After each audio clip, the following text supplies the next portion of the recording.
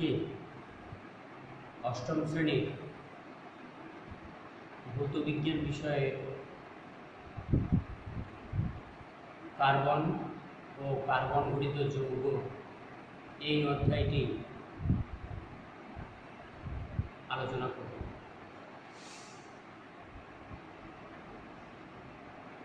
এর আগের দিন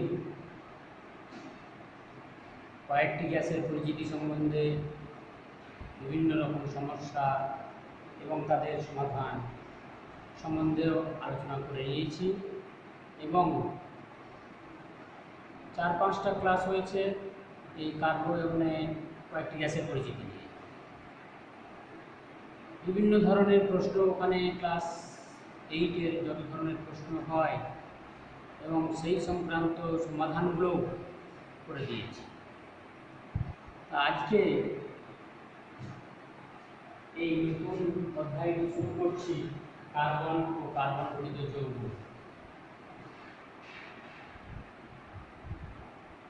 প্রথম আমরা জানব কার্বনটা কি। কার্বন হলো একটা মৌল। কার্বন ইজ অ্যান এলিমেন্ট, সেটা একটা মৌল বা মৌলিক পদার্থ। এর আগে তোমরা চিহ্ন সংকেত যোজ্যতা সম্বন্ধে মানে ষষ্ঠ শ্রেণী থেকেই তোমরা পড়ছো চিহ্ন সংকেত যোজ্যতা। তাহলে কার্বন একটা মৌল। কার্বনের চিহ্ন কি? কার্বনের চিহ্ন হলো সি। কার্বনের চিহ্ন সি। তাহলে কার্বন এর চিহ্ন সি।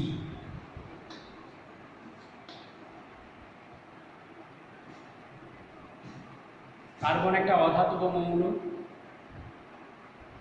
প্রকৃতিতে কার্বন যৌগের সংখ্যা অন্যান্য যে কোনো মৌলের তুলনায় অনেক বেশি।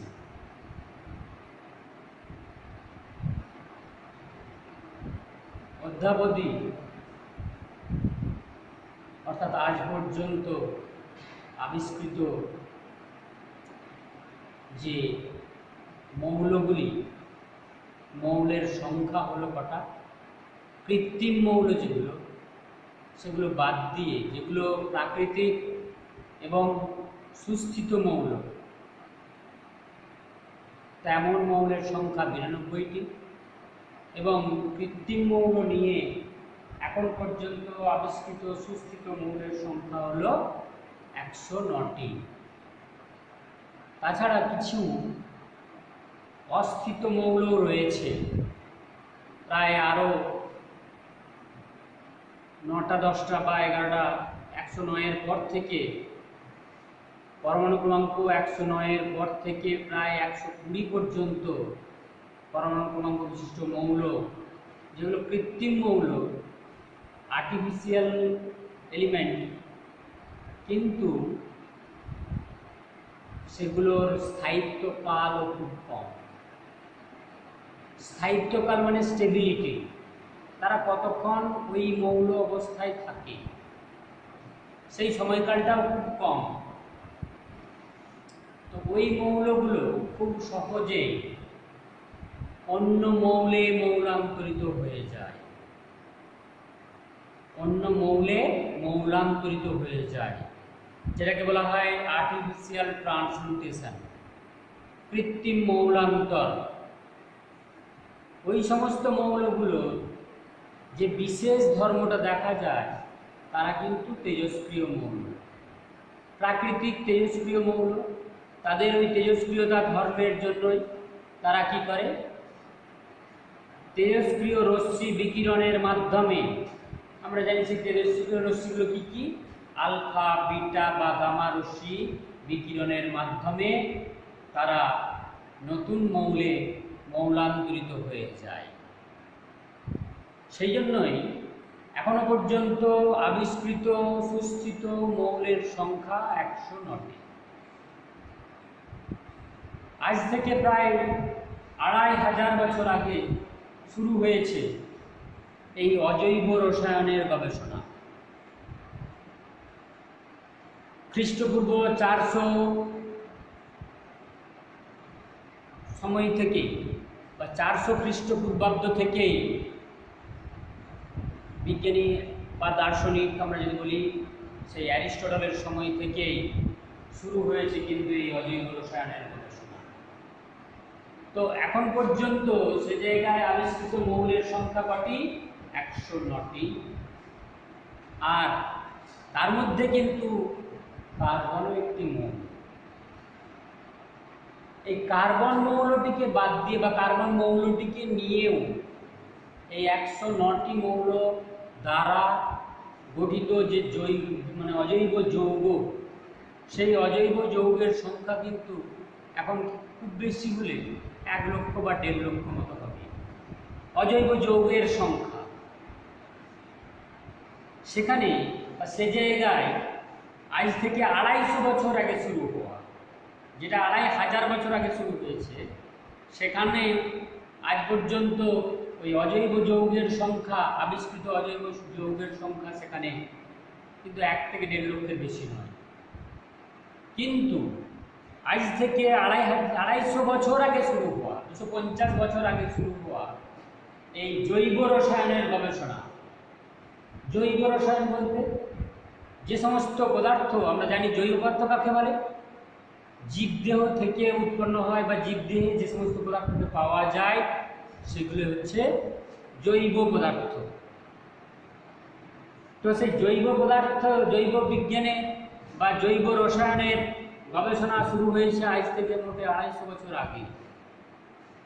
তখন থেকে এখন পর্যন্ত আবিষ্কৃত যৌগের সংখ্যা প্রায় 12.5 লক্ষেরও অধিক। কত? 12.5 লক্ষেরও অধিক। এবং সেই জৈব যৌগগুলির প্রধান উপাদানগুলোকে কার্বন।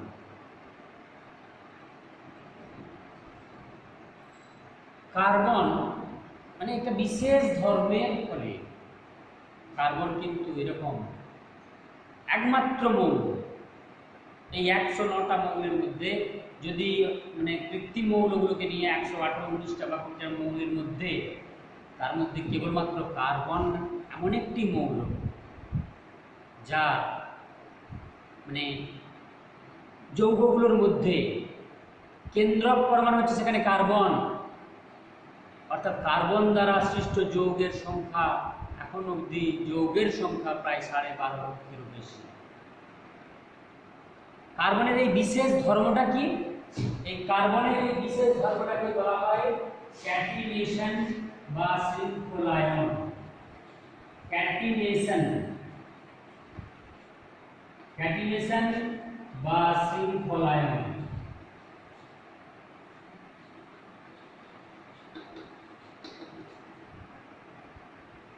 আমরা আগে জানবো কার্বনের এই ক্যাটিনেশন ধর্মটা কি।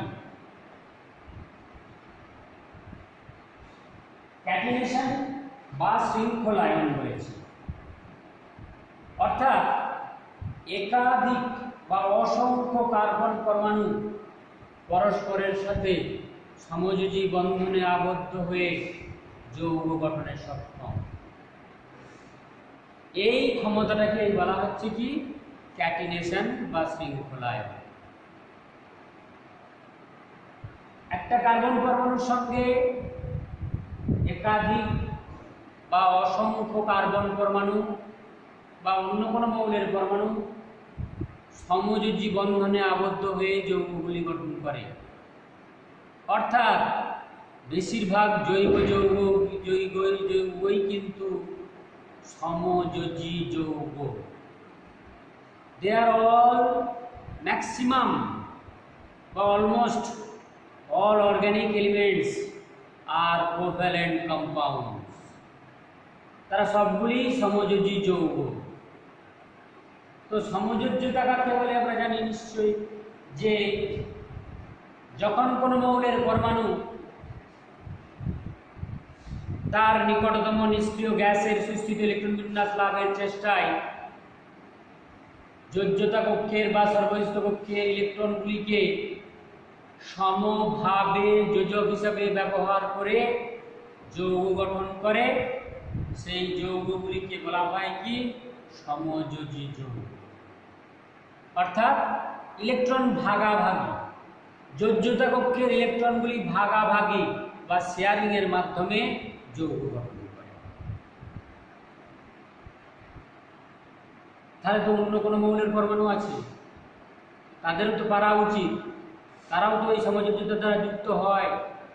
তাহলে তারা কেন এই কার্বনের মতো এত অসংখ্য যৌগ সৃষ্টি করতে পারে না? তার প্রধান কারণ হচ্ছে তাদের মধ্যে কিন্তু এই ক্যাটিনেশন বা শৃঙ্খলায়ন ধর্ম দেখা যায় না। এরপরে আমরা আসবো কার্বনে পরমাণু ক্রমাঙ্ক কত? কার্বনে পরমাণু ক্রমাঙ্ক বা পারমাণবিক সংখ্যা কত?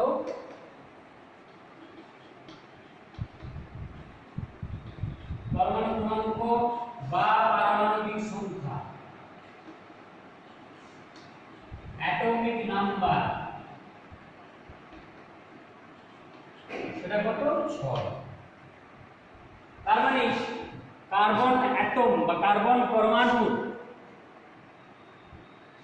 ক্রমাঙ্ক বা পারমাণবিক সংখ্যা 6, মানেই কার্বন পরমাণুর কেন্দ্রক বা নিউক্লিয়াসে রয়েছে 6টি প্রোটন। এটা আমরা বলতে পারি, কারণ প্রোটন সংখ্যাই হলো তার পারমাণবিক সংখ্যা যে কোনো মৌলের। তাহলে প্রোটন সংখ্যা কটা? কার্বনের প্রোটন সংখ্যা কত? প্রোটন সংখ্যা 6।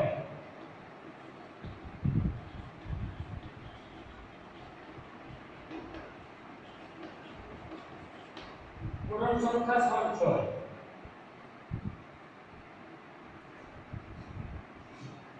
তার মানে ইলেকট্রন সংখ্যা কত? ইলেকট্রন সংখ্যাও 6।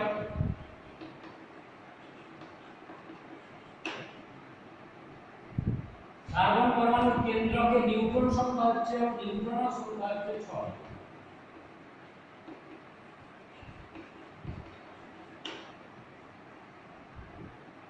তার মানে একটা কার্বন নিউক্লাইডকে কেমন ভাবে লেখা হয়? একটা কার্বন নিউক্লাইড সেটা কেমন ভাবে লেখা হয়? C612। এই উপরটাকে কি বলে? এই 12 হলো মাস নাম্বার বা ভর সংখ্যা, মাস নাম্বার বা ভর সংখ্যা। আর এই 6টা কি? 6টা হলো পারমাণবিক সংখ্যা বা অ্যাটমিক নাম্বার।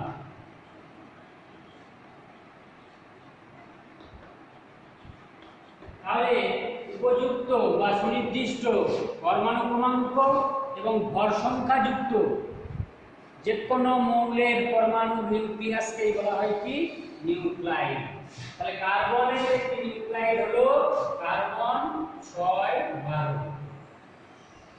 তাহলে কার্বন পরমাণুর প্রোটন সংখ্যা 6, কেন্দ্রকে অবস্থিত রয়েছে 6টি প্রোটন এবং 6টি নিউট্রন। আর বাইরে বা যোজ্যতা মানে তার কক্ষপথে রয়েছে 6টি ইলেকট্রন ঘূর্ণায়মান। তাহলে ইলেকট্রনগুলি কেমন ভাবে বিন্যস্ত? তাহলে এখান থেকে আমি লিখব কি? ইলেকট্রন বিন্যাস। কার্বনের ইলেকট্রন বিন্যাসটা কেমন হবে? ইলেকট্রন ডিস্ট্রিবিউশন না 6 মানে 2 + 4, কে কক্ষপথে রয়েছে 2টি এবং এই কক্ষপথে রয়েছে 4টি ইলেকট্রন। কার্বনের পরবর্তী মৌল হলো সিলিকন, যার বাইরের কক্ষে রয়েছে বা যোজ্যতা কক্ষে রয়েছে তারও 4টি ইলেকট্রন। জার্মেনিয়াম, টিন, লেড প্রভৃতি মৌলগুলিরও বাইরের কক্ষে বা যোজ্যতা কক্ষে 4টি করে ইলেকট্রন থাকলেও কার্বনের ন্যায় এরা কিন্তু কেউই পারে না এই ক্যাটিনেশন ধর্ম প্রদর্শন করতে। বাইরের কক্ষে 4টি ইলেকট্রন থাকার অর্থ হলো কি? কার্বনের যোজ্যতা 4। যখন কোনো মৌল তড়িৎযোজী যৌগ গঠন করে, তখন তারা কি করে, তারা তাদের সর্বস্থ কক্ষে বা যোজ্যতা কক্ষের ইলেকট্রনগুলি আদান প্রদানের মাধ্যমে তারা তাদের নিকটতম নিষ্ক্রিয় গ্যাসের সুস্থিত ইলেকট্রন বিন্যাস লাভ করতে চায় বা সর্বস্থ কক্ষে দ্বৈত বা অষ্টক পূর্তি ঘটাতে চায়, দ্বৈত পূর্তি করতে চায় বা অষ্টক পূর্তি ঘটাতে চায়। দ্বৈত পূর্তি কথার অর্থ যোজ্যতা কক্ষে দুটি ইলেকট্রন পূর্ণ করতে চায়।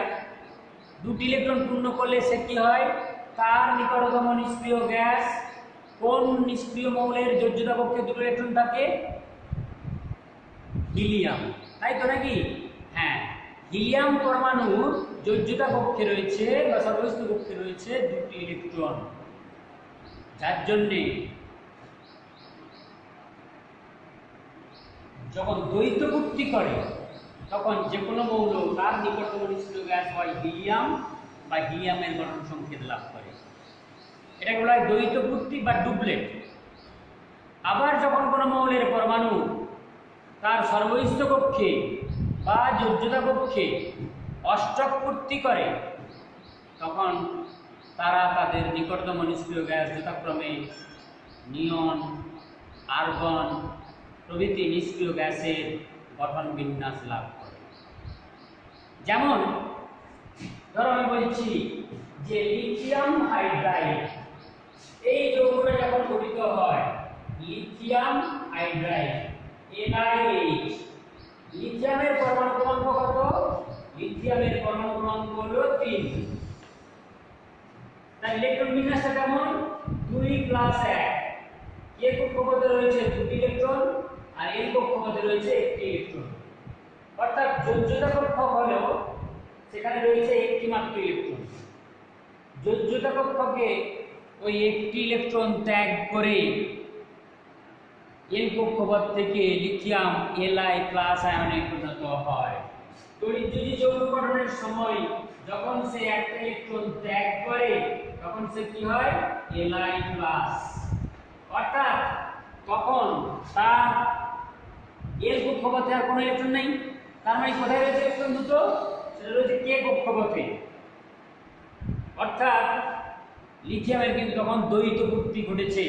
লিথিয়াম তখন তার নিকটতম নিষ্ক্রিয় গ্যাস হিলিয়ামের গঠন সংকেত লাভ করেছে। আর H হাইড্রোজেন সে কি করেছে, তার একটি ইলেকট্রন, সে একটা ইলেকট্রন গ্রহণ করে সে কি করেছে, একটা ইলেকট্রন গ্রহণ করে এখানে H- আয়নে পরিণত হয়েছে। একটা ইলেকট্রন অ্যাকসেপ্ট করেছে, পরে সে H- আয়নে পরিণত হয়েছে। হাইড্রোজেনের পরমাণু ক্রমাঙ্ক কত? 1। সে কি করেছে, সে একটা সর্বস্থ কক্ষ বা একটাই মাত্র কক্ষপথ, সেখানে আরেকটা ইলেকট্রন গ্রহণ করে যে ইলেকট্রনটা ছেড়েছে লিথিয়াম সেই ইলেকট্রনটা গ্রহণ করে সে H- আয়নে পরিণত হয়েছে। তখন এই Li+ এর সঙ্গে H- যুক্ত হয়ে তৈরি করেছে LiH। হাইড্রোজেনও তখন পেয়েছে কার স্ট্রাকচার, নিকটতম নিষ্ক্রিয় গ্যাস হিলিয়ামের স্ট্রাকচার, আর লিথিয়ামও পেয়েছে তার নিকটতম নিষ্ক্রিয় গ্যাস হিলিয়ামের স্ট্রাকচার বা হিলিয়ামের গঠন দিয়ে যৌগ গঠন করেছে LiH। এটা কিন্তু তড়িৎযোজী যৌগ। তড়িৎযোজী যৌগের ক্ষেত্রে নিকটতম নিষ্ক্রিয় গ্যাসের সুস্থিত ইলেকট্রন বিন্যাস লাভের চেষ্টায় মৌলের পরমাণুগুলো যখন রাসায়নিক বিক্রিয়ায় অংশগ্রহণ করে তখন প্রত্যেকেরই চেষ্টা হচ্ছে তাদের বাইরের কক্ষটাকে, যোজ্যতা কক্ষটাকে দ্বৈত পূর্তি করা বা অষ্টক পূর্তি করা। তাহলে এখানে লিথিয়াম এবং হাইড্রোজেন উভয়ই দ্বৈত পূর্তি করেছে এবং তারা তাদের নিকটতম নিষ্ক্রিয় গ্যাস হিলিয়ামের গঠন সংকেত লাভ করেছে। এরপর যে সমস্ত মৌলের পরমাণু বাইরের পক্ষে 4টি ইলেকট্রন, যেমন কার্বনে, আমি কার্বনের কথা বলছি, কার্বনের ক্ষেত্রে বাইরের পক্ষে 4টি ইলেকট্রন, তাহলে সে যখন রাসায়নিক বিক্রিয়ায় অংশগ্রহণ করে সেও তখন অষ্টক পূর্তি ঘটাতে চায়, মানে বাইরের পক্ষে 8টা ইলেকট্রন পূর্ণ করতে চায়। কিন্তু যে কেউ যদি মনে করো তোমাদের মধ্যে মানে 8 টাকা করতে হবে সকল, কারোর কাছে যার কাছে 1 টাকা আছে সে তো অন্যের কাছ থেকে 7 টাকা কেড়ে নিতে গেলে অনেকখানি তাকে ক্ষমতাশালী হতে হবে, বা কেউই পারবে না। তোমরা তো একই ক্লাসের ছাত্র, প্রায় সকলেই সমবয়স্ক এবং সকলের কাছে প্রায় একই ক্ষমতা রয়েছে, প্রায় সমান ক্ষমতায়, যার জন্যে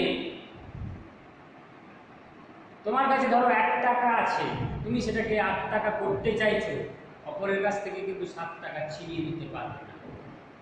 কিন্তু যার কাছে 7 টাকা আছে সে 8 টাকা করার জন্য অপরের কাছ থেকে খুব সহজে 1 টাকা ছিনিয়ে নিতে পারবে। কিংবা যার কাছে 6 টাকা আছে, অন্য কারোর কাছে যে 2 টাকা আছে, সে কিন্তু এই 2 টাকাটা ওর কাছ থেকে নিয়ে তার অষ্টপূর্তি করে নেবে। মৌলের পরমাণুগুলোও ঠিক সেরকম। তাহলে যে সমস্ত মৌলের পরমাণুর বাইরের পক্ষে একটা ইলেকট্রন আছে, তারা কিন্তু একটা ইলেকট্রন ছেড়ে দিতে হবে। যার বাইরের পক্ষে 2টো ইলেকট্রন আছে তাদেরকেও তারা ছেড়ে দেয়। যাদের বাইরের পক্ষে 3টে ইলেকট্রন আছে তারাও ছেড়ে দেয়। যাদের বাইরের পক্ষে বা যোজ্যতা পক্ষে যথাক্রমে 1, 2 বা 3টে ইলেকট্রন আছে, তারা সবাই কিন্তু তীব্র তড়িৎ ধনাত্মক ধাতব মৌল। তারা রাসায়নিক বিক্রিয়ায় অংশগ্রহণের সময় বেশিরভাগ ক্ষেত্রেই তাদের যোজ্যতা কক্ষ থেকে যথাক্রমে 1টি, 2টি বা 3টি ইলেকট্রন ত্যাগ করে দেয় বা ছেড়ে দেয়। 1টি, 2টি বা 3টি ইলেকট্রন ত্যাগ করে দেয় বা ছেড়ে দেয়। এই কারণে তারা যথাক্রমে 1টা, 2টো বা 3টে ইলেকট্রন ছেড়ে দিয়ে যথাক্রমে ইউনিপজিটিভ বা মনোপজিটিভ, ডাইপজিটিভ এবং ট্রাইপজিটিভ আয়নে পরিণত হয়। আবার যে সমস্ত মৌলের পরমাণু যেমন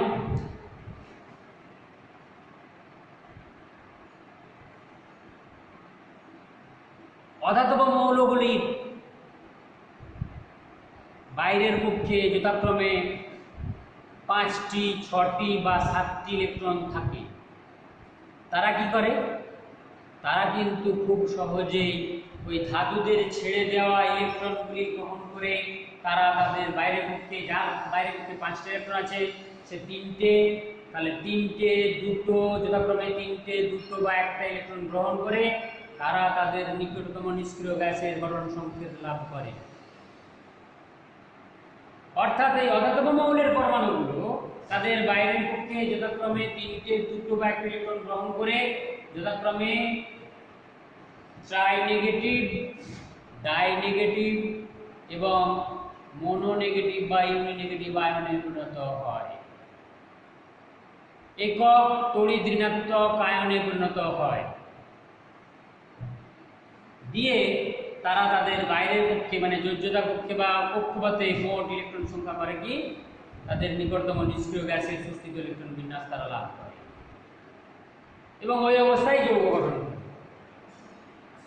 কিন্তু যে সমস্ত মৌলের পরমাণু বাইরের পক্ষে বা যোজ্যতা পক্ষে কেবলমাত্র 4টি ইলেকট্রন আছে, তারা না পারে 4টি ইলেকট্রন সম্পূর্ণভাবে ছেড়ে দিতে বা না পারে অন্য কারোর কাছ থেকে 4টি ইলেকট্রন গ্রহণ করতে, যেটা হয় কার্বনের ক্ষেত্রে। এখানে তো তোমরা দেখতে পাচ্ছ যে কার্বনেরও বাইরের পক্ষে 4টি ইলেকট্রন রয়েছে, তাহলে কার্বন না পারে 4টি ইলেকট্রন ছেড়ে দিতে আর না পারে 4টি ইলেকট্রন সম্পূর্ণরূপে গ্রহণ করতে অন্য কোনো মৌলের পরমাণুর কাছ থেকে।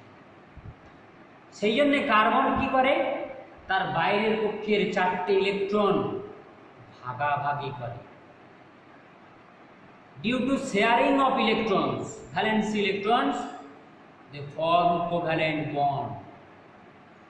তাহলে তার যোজ্যতা কক্ষের 4টি ইলেকট্রন অন্য কোনো মৌলের 4টি ইলেকট্রনের সঙ্গে ভাগাভাগি করে তার বাইরের পক্ষে অষ্টপূর্তি ঘটায়। যেমন আমি একটা কার্বন কম্পাউন্ডের কথা বলছি, তো বর্তমানে যেহেতু এই যে কার্বন সমন্বিত যৌগগুলোই সব জৈব যৌগ, সেই কারণে বর্তমানের এই জৈব যৌগ না বলে কার্বন এটাকে বলা হয় কি, আগে বলা হতো এটাকে অর্গানিক কম্পাউন্ডস, কিন্তু বর্তমানে এটাকে বলা হয় হাইড্রোকার্বন, তারপরে এটাকে বলা হয়েছিল হাইড্রোকার্বন কম্পাউন্ডস, আর এখন এটাকে বলা হয় কি কার্বন কম্পাউন্ডস বা কার্বন কেমিস্ট্রি। এটার অর্গানিক কেমিস্ট্রিও নেই, এটা সম্পূর্ণরূপে হয়ে গেছে কার্বন কেমিস্ট্রি। তাহলে অন্যান্য মৌলের পরমাণু যাদের যেমন সিলিকন, জার্মেনিয়াম, এদের ক্ষেত্রেও তো বাইরের পক্ষে বলেছি 4টে ইলেকট্রন আছে, তাহলে এরা কেন পারে না এই কার্বনের মতো ক্যাটিনেশন বা শৃঙ্খলায়ন ধর্ম দেখাতে? কারণ হচ্ছে দেখো, আমরা এই কার্বন পরমাণু গঠন এবং সিলিকন পরমাণু গঠনটা দেখলেই বুঝতে পারবো যে পরবর্তী মৌলগুলো যাদের বাইরের পক্ষে 4টে ইলেকট্রন থাকা সত্ত্বেও যারা পারে না কি করতে, এই যোজ্যতা কক্ষে ইলেকট্রনগুলো ভাগাভাগি করে এই কার্বনের ন্যায় এত অসংখ্য যৌগ সৃষ্টি করতে বা ক্যাটিনেশন ধর্ম প্রদর্শন করতে পারে না, কেন সেটা আমি বলছি। দেখো, এদের যেটা হয় কার্বন নিউক্লিয়াস, এটা ধরে নিচ্ছি একটা কার্বন নিউক্লিয়াস, এর মধ্যে রয়েছে 6টা প্রোটন, তাহলে এগুলো হলো প্রোটন,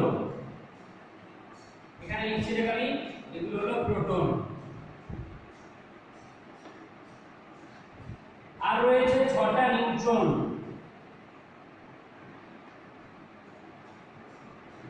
এগুলো হলো নিউট্রন,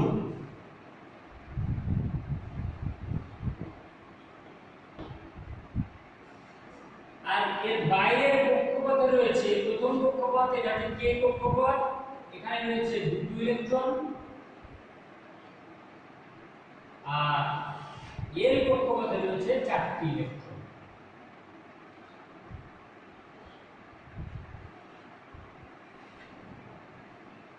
এইগুলো হলো আমার ইলেকট্রন।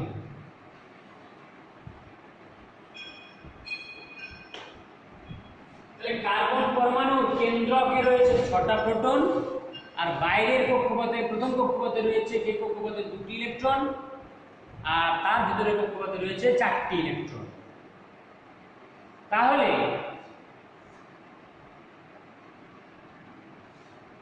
এরপরে আমরা আসবো সিলিকন পরমাণু। এটা কার্বন পরমাণু বা কার্বন নিউক্লিয়াস, কার্বন পরমাণু, পরমাণুর গঠন দেখিয়েছি, আর এখানে আমি দেখাচ্ছি সিলিকন পরমাণু। সিলিকনের চিহ্ন কি? SI। সিলিকনের পরমাণু ক্রমাঙ্ক কত? সিলিকনের SI এর পরমাণু ক্রমাঙ্ক কত? পরমাণু ক্রমাঙ্ক হলো বা পারমাণবিক সংখ্যা হলো সমান 14। ইলেকট্রন বিন্যাসটা কেমন হবে? ইলেকট্রন সংখ্যা তাহলে 14, পরমাণু ক্রমাঙ্ক যখন 14 মানে প্রোটন সংখ্যাও 14 আর ইলেকট্রন সংখ্যাও 14, তাহলে ইলেকট্রন বিন্যাসটা কেমন হবে?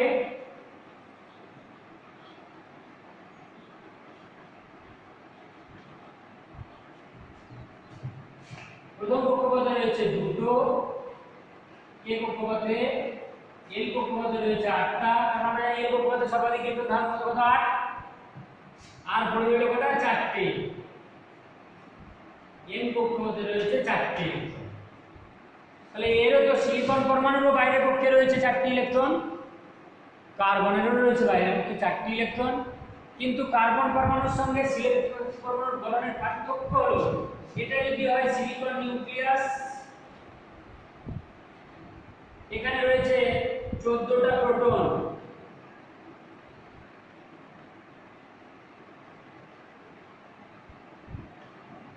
তার সাথে 8 × 11 12 13 একে 14টা প্রোটন,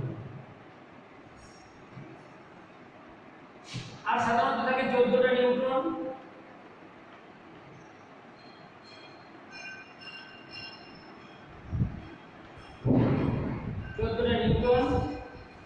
তার প্রথম কক্ষপথে রয়েছে 2টি ইলেকট্রন, তারপরে কক্ষপথে রয়েছে 8টা ইলেকট্রন,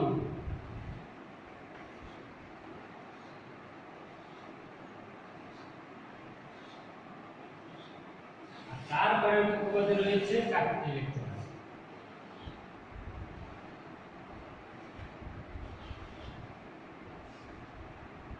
তাহলে এখানে দেখো কার্বন পরমাণুর কেন্দ্রক বা নিউক্লিয়াসে যে 6টা প্রোটন রয়েছে তারা হলো তড়িৎ ধনাত্মক আধানযুক্ত কণা। আমরা জানি ভালোভাবে যে প্রোটন হলো তড়িৎ ধনাত্মক আধানযুক্ত কণা, আর বাইরের কক্ষপথে রয়েছে ঋণাত্মক আধানযুক্ত ইলেকট্রন কণা। কেন্দ্রক বা নিউক্লিয়াসে রয়েছে প্রোটন ছাড়া আরো 6টি নিউট্রন যারা নিস্তড়িত কণা। এখানে কার্বন পরমাণু এই কেন্দ্রক বা নিউক্লিয়াসের প্রোটনগুলির সঙ্গে বাইরের কক্ষপথে ইলেকট্রনের যে আকর্ষণ বল, প্রথম কক্ষপথে রয়েছে 2টি ইলেকট্রন, সেই আকর্ষণ বলটাকে কিছুটা হলেও গার্ড করে দেয় বা স্ক্রিন বা পর্দা মতো ঢেকে দেয়, কিন্তু এর বেশিরভাগ জায়গায় ফাঁকা, যার জন্য পরবর্তী ইলেকট্রনগুলোর সঙ্গে কেন্দ্রের প্রোটনের আকর্ষণ বলটা কিন্তু অনেকখানি বেশি।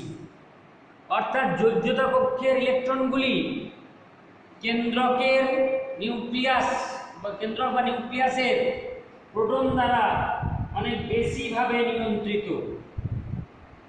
তাহলে কাদের নিয়ন্ত্রণে থাকছে? যেহেতু কেন্দ্রের প্রোটনের সঙ্গে বাইরের কক্ষপথের বা যোজ্যতা কক্ষের ইলেকট্রনের আকর্ষণ বলের মানটা অনেক বেশি, সেই জন্যে যোজ্যতা কক্ষের ইলেকট্রনগুলি কিন্তু কার্বন পরমাণুর ক্ষেত্রে কেন্দ্রক বা নিউক্লিয়াসের অনেক বেশি পরিমাণ নিয়ন্ত্রণে থাকে, অনেক বেশি পরিমাণ নিয়ন্ত্রণে থাকে। কিন্তু সিলিকন পরমাণুর ক্ষেত্রে দেখো এর কেন্দ্রে রয়েছে 14টা প্রোটন ঠিকই, কিন্তু প্রথম কক্ষপথে রয়েছে 2টি ইলেকট্রন। এই প্রোটন ইলেকট্রনগুলোর সঙ্গে প্রোটনের অর্থাৎ বিপরীত তড়িৎ-আধানের মধ্যে একটা আকর্ষণ বল ক্রিয়াশীল। সেই আকর্ষণ বলের প্রভাবে কিছুটা হলেও গার্ড করে এই 2টো ইলেকট্রন। তারপরে রয়েছে 8টা ইলেকট্রন। পরবর্তী কক্ষপথ অর্থাৎ দ্বিতীয় কক্ষপথ বা এই কক্ষপথে রয়েছে 8টি ইলেকট্রন। যে 8টি ইলেকট্রন কি করে? ওই প্রোটন ইলেকট্রন আকর্ষণ বলটাকে অনেক বেশি পরিমাণে গার্ড করে দেয়। কার তুলনায়? কার্বনের যোজ্যতা কক্ষের 4টি ইলেকট্রনের সঙ্গে কেন্দ্রের প্রোটনের আকর্ষণের তুলনায়। সিলিকন পরমাণুর দ্বিতীয় কক্ষপথে রয়েছে 8টা ইলেকট্রন, তারপরে কক্ষপথে রয়েছে 4টি ইলেকট্রন। এই 4টি ইলেকট্রনের সঙ্গে যোজ্যতা কক্ষের 4টি ইলেকট্রনের সঙ্গে সিলিকন পরমাণুর কেন্দ্রক বা মানে নিউক্লিয়াসের প্রোটনের যে আকর্ষণ বল সেটা কিন্তু অনেকখানি এই পর্দা দ্বারা অর্থাৎ এই ভেতরের কক্ষপথের ইলেকট্রন প্রোটনের আকর্ষণ বল দ্বারা অনেকখানি গার্ড হয়ে যায় বা ঢাকা পড়ে যায়। সেই জন্য এই যোজ্যতা কক্ষের ইলেকট্রনগুলির সঙ্গে কেন্দ্রের প্রোটনের আকর্ষণ বলের মানটা কিন্তু অনেকখানি হ্রাস পায়। এই হ্রাস পাওয়ার ফলে যোজ্যতা কক্ষের ইলেকট্রনগুলি তখন কিন্তু আর কেন্দ্রের প্রোটনের নিয়ন্ত্রণে থাকে না। তাই এই সিলিকন বা কার্বন পরবর্তী মৌলগুলো যাদের বাইরে কক্ষে 4টে করে ইলেকট্রন থাকা সত্ত্বেও তারা কিন্তু কার্বনের ন্যায় ক্যাটেনেশন বা শৃঙ্খলায়ন ধর্ম প্রদর্শন করতে পারে। কি বলুন, বোঝা গেছে? আচ্ছা, এরপরে যেটা আমরা আসবো, তাহলে সেই কারণের জন্য কার্বন পরমাণু এই ক্যাটেনেশন ধর্ম দেখাতে পারে। তাহলে এই যে এত অসংখ্য যৌগ সৃষ্টি করেছে তার প্রমাণটা আমরা কি দেব? সেই যৌগগুলো কি? সেই যৌগগুলো সবগুলোই কিন্তু দেয়ার কার্বন কম্পাউন্ডস আর ম্যাক্সিমাম হাইড্রোকার্বন কম্পাউন্ডস। হাইড্রোকার্বন মানে কার্বন হাইড্রোজেন সমন্বিত যৌগ, কার্বন হাইড্রোজেন সমন্বিত যৌগ। এবং এই কার্বন হাইড্রোজেন সমন্বিত যে যৌগগুলি সৃষ্টি হয় সেগুলি বেশিরভাগই সমযোজী বন্ধনে আবদ্ধ। অর্থাৎ কার্বন পরমাণুর যোজ্যতা কক্ষের 4টি ইলেকট্রন বেশিরভাগ ক্ষেত্রে আমরা জানি যে হাইড্রোজেন পরমাণুর প্রত্যেকের একটি করে ইলেকট্রন 4টি হাইড্রোজেন পরমাণুর সাথে সমযোজী বন্ধনে বা 4টি হাইড্রোজেন পরমাণু 4টি ইলেকট্রনের সাথে ভাগাভাগির মাধ্যমে যৌগ গঠন করে। এবং এই প্রথম জৈব যৌগটি হলো কার্বন হাইড্রোজেন সমন্বিত যৌগটি হলো মিথেন। কিন্তু আমরা জানি ভালোভাবে যে প্রকৃতিতে যখন জৈব রসায়নের গবেষণা শুরু হয়েছে তখন প্রাথমিক পর্যায়ে প্রথম আবিষ্কৃত জৈব যৌগটি হলো কি, যে কোনো প্রাণীর মূত্রে থাকে ইউরিয়া। ইউরিয়াটি হলো প্রথম আবিষ্কৃত জৈব যৌগ। এবারে এই যে কম্পাউন্ডসগুলোকে বলছি কার্বন কম্পাউন্ডস, কেন? কারণ এদের ক্ষেত্রে প্রধান পরমাণু হলো কার্বন বা কেন্দ্রক পরমাণু হলো কার্বন। কেন্দ্রক পরমাণু বা প্রধান পরমাণু হলো কার্বন। কেন না, যে কোনো যৌগ গঠনের সময় যে সমস্ত মৌলের পরমাণু যৌগ গঠনের সময় যে সমস্ত মৌলের পরমাণুর যোজ্যতা অধিক, যাদের যোজ্যতা বেশি সেই হয় কেন্দ্রক পরমাণু। তাহলে এখানে আমি যে বললাম যে একটা জৈব যৌগের নাম হলো মিথেন।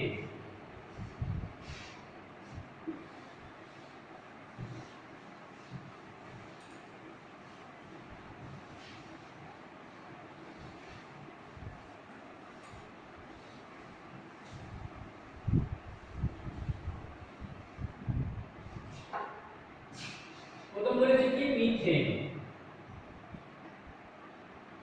এর সংকেত তোমাদের জানা আছে CH4। কার্বনের যোজ্যতা কক্ষে কটা ইলেকট্রন? 4টি ইলেকট্রন। তাহলে একটা কার্বন পরমাণু বাইরের কক্ষে 4টি ইলেকট্রন, আমি এইভাবে দেখালাম, এই 4টি ইলেকট্রন কার্বন পরমাণু। আর প্রত্যেকটা হাইড্রোজেনের কটা করে ইলেকট্রন? একটা করে। এই হাইড্রোজেন পরমাণুর একটা ইলেকট্রন, এই হাইড্রোজেন পরমাণুর একটা ইলেকট্রন, এই হাইড্রোজেন পরমাণুর একটা ইলেকট্রন এবং এই হাইড্রোজেন পরমাণুর একটা ইলেকট্রন। তাহলে হাইড্রোজেনের যোজ্যতা কত? 1। কিন্তু কার্বনের যোজ্যতা কত? কার্বনের যোজ্যতা হলো 4। যেহেতু কার্বন পরমাণুর বাইরের কক্ষে 4টি ইলেকট্রন, সেই জন্য কার্বনের যোজ্যতা হলো 4। কি বলবো, বোঝা গেছে? এরপর ধরো কেন্দ্রক পরমাণুকে, কার্বনের যোজ্যতা যেহেতু বেশি সেই জায়গায় কেন্দ্রক পরমাণু হলো কার্বন। হাইড্রোজেন পরমাণু তার বাইরের কক্ষের ইলেকট্রনগুলি ভাগাভাগি করে, অর্থাৎ কার্বনের যার 4টি ইলেকট্রন আছে সেই 4টি ইলেকট্রন সে ভাবছে তার নিজস্ব তো আছেই, তাছাড়া 4টে হাইড্রোজেন পরমাণু 4টি ইলেকট্রন তার, অর্থাৎ কার্বনের কটা হলো? কার্বন এই ইলেকট্রনটাও তার, এটা তার, এটা তার, এটা তার। হাইড্রোজেনের 4টে ইলেকট্রন তার ভাবছে। তাহলে কার্বনের ভাবা ইলেকট্রন সংখ্যা, ভাবা নিয়ে ইলেকট্রন সংখ্যা কতটা আছে? 1 2 3 4 5 6 7। অর্থাৎ কার্বন পেল কার স্ট্রাকচার? কার্বন পেল তার নিকটতম নিষ্ক্রিয় গ্যাস নিয়নের গঠন সংকেত। অর্থাৎ আগে ছিল 6, আরো 4টি ইলেকট্রন যোগ হলো, কত ইলেকট্রন হলো? 10টা। নিয়নের পরমাণু ক্রমাঙ্ক কত? 10। নিয়নের পরমাণু ক্রমাঙ্ক 10 মানে তার ইলেকট্রন সংখ্যা 10। প্রথম কক্ষপথে রয়েছে 2টো, আর বাইরের কক্ষপথে রয়েছে 8টা। তাই বাইরের কক্ষপথে 8টা হয়ে গেছে। কি বলে বোঝা গেছে? তো কার্বন পরমাণু ভাবছে এই 4টে ইলেকট্রন তার, তেমনি হাইড্রোজেন পরমাণুগুলো ভাবছে এই 4টে ইলেকট্রন, কার্বনের 4টে ইলেকট্রন তাদের। প্রত্যেকটা হাইড্রোজেন পরমাণু একটা করে ইলেকট্রন ভাগাভাগি করছে কার্বনের সঙ্গে। অর্থাৎ হাইড্রোজেন তখন পাচ্ছে, 4টে হাইড্রোজেন পরমাণুই পাচ্ছে তারা তাদের নিকটতম গ্যাস হিলিয়ামের গঠন সংকেত, আর কার্বন পাচ্ছে তারা তার নিকটতম নিষ্ক্রিয় গ্যাস নিয়নের গঠন সংকেত। আর সমযোজী বন্ধনে 2টো করে ইলেকট্রন ছাড়া কিন্তু কোনো বন্ধন তৈরি হওয়া সম্ভব নয়। এখানে এই 2টি ইলেকট্রন দ্বারা তৈরি হলো কি 4টে সমযোজী বন্ধনী। কারণ মিথেনের গঠনটা কেমন? এখানে একটা হাইড্রোজেন, এখানে একটা হাইড্রোজেন, এখানে একটা হাইড্রোজেন, এখানে একটা হাইড্রোজেন। এটা প্রথম আমরা গঠন সংকেতটা তৈরি করলাম মিথেনে, একটা জৈব যৌগ। ঠিক একই রকম ভাবে মিথ, এখানে গ্রিক অ্যালফাবেট গ্রিক ভাষায় মিথ কথার অর্থ হলো এক, মিথ বা মনো, ডাই, এগুলো সব পূরণবাচক শব্দ।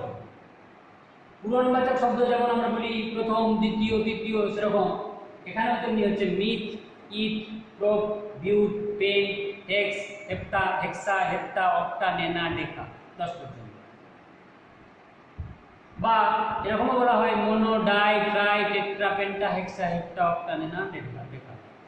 তো এখানে যখন কার্বন পরমাণুর সংখ্যা 1 তখন যৌগটা হলো মিথেন। যখন কার্বন পরমাণুর সংখ্যা 2 সেই যৌগটির নাম হবে ইথেন। কি নাম হবে? ইথেন। সেখানে কার্বন পরমাণুর সংখ্যা 2, তাহলে দুটো কার্বন পরমাণু পরস্পরের সঙ্গে সমযোজী বন্ধনে আবদ্ধ, বাকিগুলো কিন্তু হাইড্রোজেন পরমাণু। তাহলে এখানে লাগবে কটা? 3টে।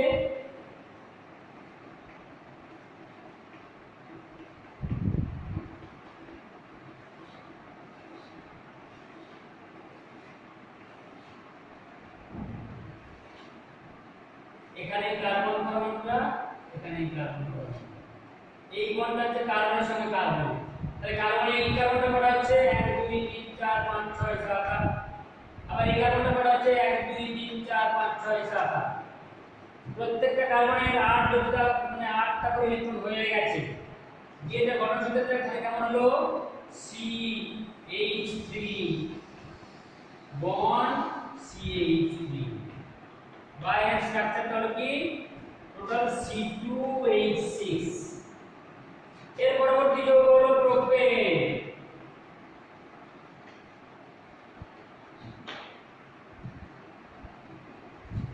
প্রোপেন এটা কেমন ভাবে বলতে হয়?